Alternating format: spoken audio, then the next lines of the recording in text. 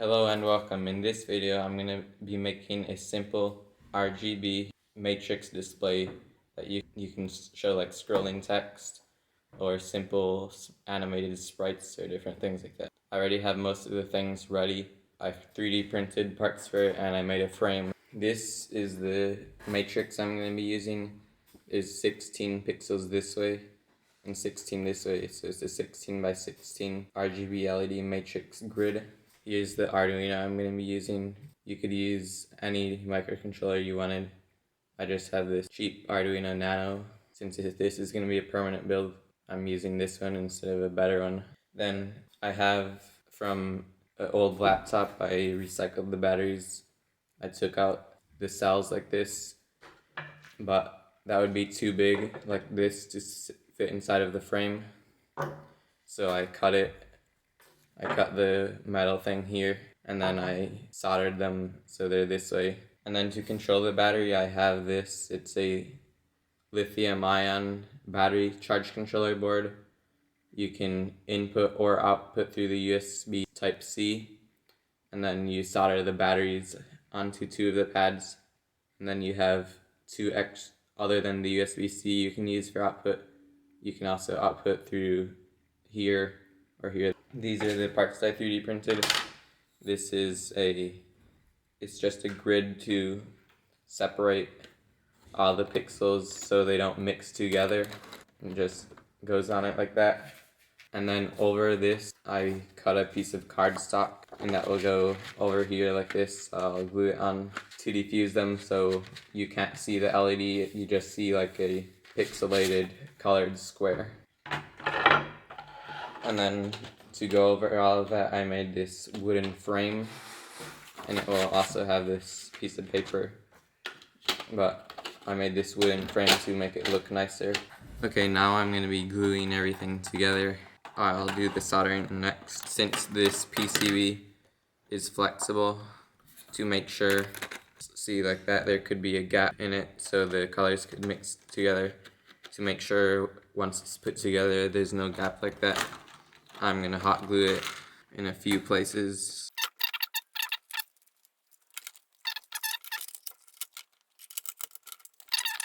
And I'll probably end up unsoldering this. You can see now that I've glued this piece of paper.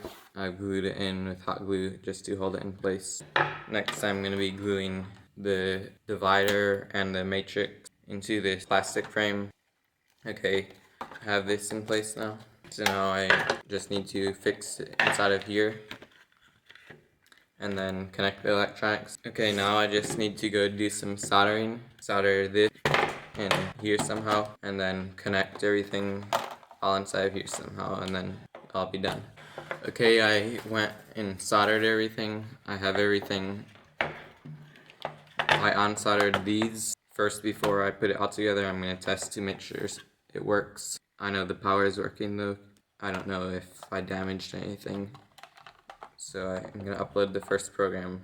I had tested it before I built everything and it was working then. But this is the first time now. So I'll go on my computer now and upload the code. Okay, sorry, the recording I did last time didn't work out, but I'm doing it again. It probably has terrible audio because I'm using the mic built into my laptop. But this is the program, the first program I uploaded. It's Fast LED. This is the library Fast LED. That's what gives.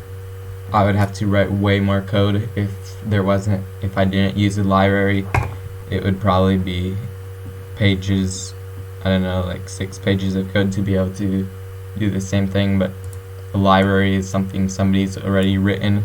I can open and it has most of the code already written for me. I just call commands, certain commands, and then this is to define how many rows of pixels there are. There's 16 pixels vertically and then 16 pixels horizontally, and then the data pin is the pin on the Arduino which the RGB matrix is connected to. Then brightness, that's how bright the LEDs are, because it's variable. It can go from 0 up to 255, 0 being 0%, 255 being 100%, because that's pots width modulation. That's what it uses, and those are the values of pots width modulation. Then right here it multiplies, it defines a variable, a new variable, the number of LEDs. That's the, so it knows the total amount of LEDs. It doesn't have to have this. It's just to make it easier to understand. So if I didn't do that, I would just define number of LEDs to 256, because that's 16 times 16, but just to make it easier to understand, I do this multiplication of these two, and then that sets the variable as 256. That's called here. And then this just tells the program, the library, where, like, what pin is connected to, and then how many total LEDs are, and then the brightness variable. And then this is the code. It does just a basic animation. But I hope it was easy to understand. And now I'm going to go ahead and upload it. It takes like 20 seconds to upload. And now you should, if everything's working, yep, it's working nice, you can see.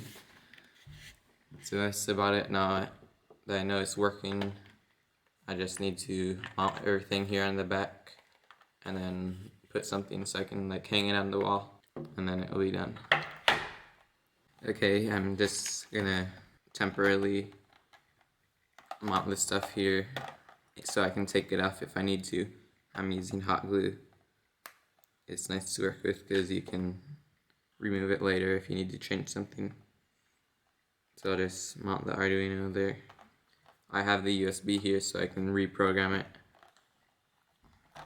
And then the battery, I'll try to mount it toward the center so its balance is better. Just gluing the wires out of the way. This is the USB-C, that's where you'll plug it in to charge the battery. Okay, everything's in place now. So now I just need to put like a screw or something to hold it on the wall.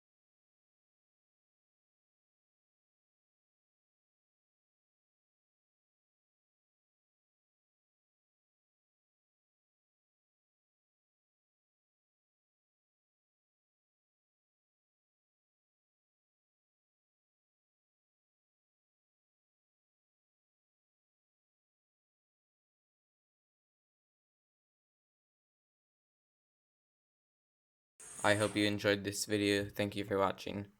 Bye.